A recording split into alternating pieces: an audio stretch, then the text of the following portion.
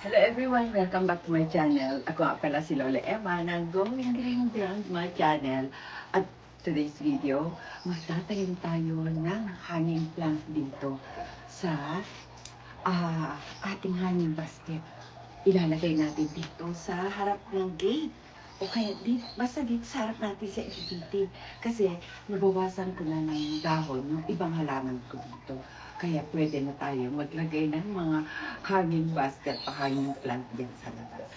At syempre ang unang itatanim ko. Ito muna. Ay, nabalik. Ito muna. Mayanas.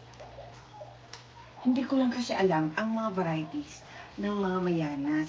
Kaya, basta mayanas na lang ang ilalagay ko ha. Kasi wala akong idea sa mga varieties ng mayanas.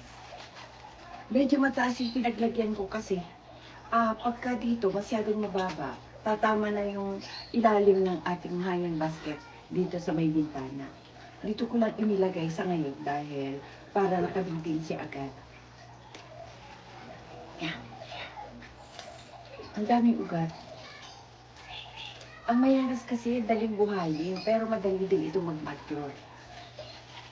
Kaya dapat kung may mayanas tayo na tanim, masipag tayo o madalas tayo na mag-propagate para yung yung varieties na meron tayo ay lagi tayong meron, hindi mamamatay. Kasi pag nag-mature kasi ang mayanas, pag nagbulaklak na, ay na yan, namamatay na kadalasan si mother plant. Pero yung seeds naman niya, mabubuhay yun. Pero may katagalan nga lang. Ayan, pinawasan natin konti. Alam niyo ba itong mayana na ito? Ang tagal-tagal na ito, nung araw pa meron na akong ganito. Sa probinsya pa ako, bata pa ako. Pero nakita ko ulit ngayon, kaya sobrang naman natuwa ako dito sa mayana na ito. Kasi, ayan siya ulit. Matagal-tagal din na hindi ako nakakita ng ganito eh. Ang tawag nga lang sa amin ito noon eh, chicken feet.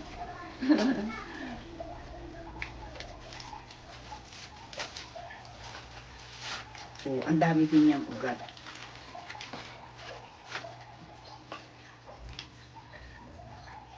Yan, sa likod lang natin siya ilalagay.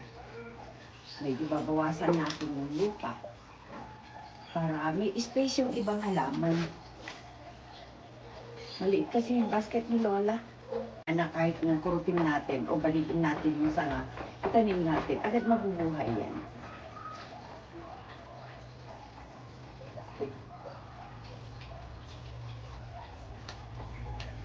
Okay.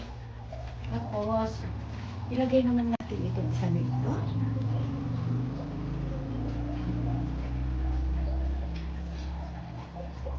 Itong nakahanging basket na ito, kasabayan niyang binili ko sa mga nilagay ko sa harap. Sana ito, mapadami ko siya ng gusto.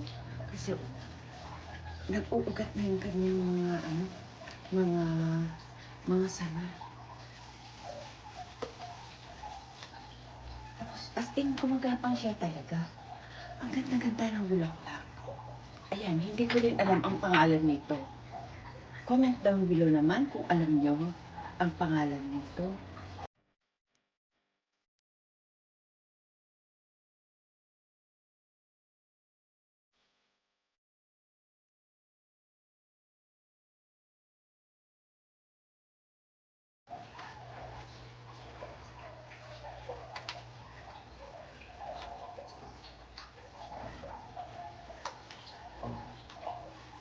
Thank you. O, diba? Ang ganda. Tapos, ano pa ilalagay natin? Ayan, diba ang ganda? O, may ganyan siya. Tapos, magbubulaklak itong mga branches na pababa nito. Okay. Bigyan pa natin ng ibang variety ng mayana dito sa bandang ng gitna. Itong kamote na ito, pinagkuhanan ko lang ito ng ginulay ko. Ngayon, ibinabad ko, nag-ugat siya. Ilalagay natin dito sa gilid niya. Kasi ganda-ganda po talaga sa kamote vine o sweet potato vine. Lagay natin dito sa gilid. Sana kung meron tayo ng kwan, yung violet, maganda sana. Pero wala tayong yan. Dito lang sa side natin siya ilalagay. Pangdagdag natin. Tapos lagyan natin ng lupa. Ayan. Itong lupa na ito. Itong lupa na inalis natin, siya din ibabalik natin. Bilog-bilog kasi kanina, itong ating half moon, hindi papasok yung ating lahat, ating halaman. Pagka hindi natin inalis, binawasan ng lupa. Ayan. At ang kabila, lagyan natin. Ayan, nagkalat na ako dyan, pero okay lang, huwag kayong mag-alala. Madali lang linisin yun.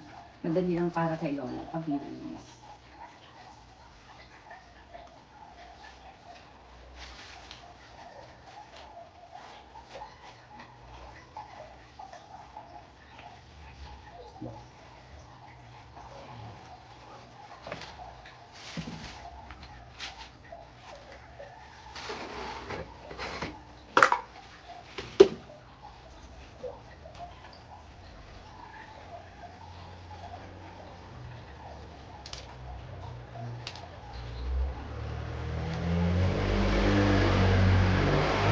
Ito yung fresh na bagong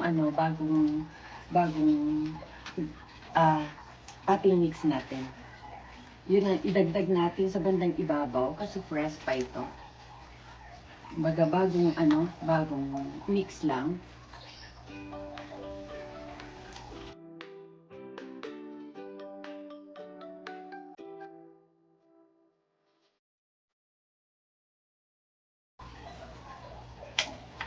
Oh, ayun na siya. Ang ganda na siya. Yung isa na ginawa ko, hindi ko na pinakita sa inyo dahil nga malakas ang ulan kahapon. At basta itinanim ko na lang siya na habang umuulan. Kaya hindi ko na na-video. Ipapakita ko na lang pag nag-plant tour tayo dito sa harap ng bahay. Kaya eto, tapos na tayo. Maraming salamat ulit sa inyong panonood. At huwag kalimutan mag-like and subscribe. Bye-bye! Happy gardening!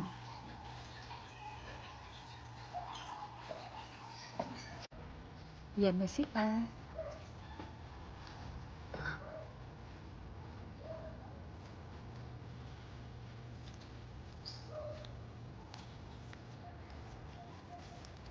Dahan-dahan lang ng paglidlid natin kasi umuulan naman.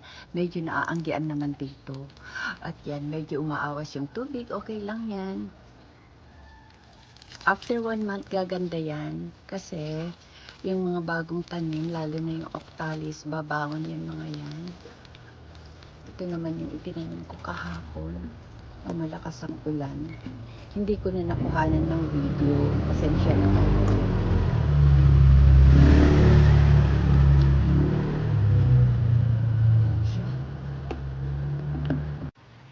Ayun na silang dalawa, magbabawas pa tayo ng dahon dito sa susunod.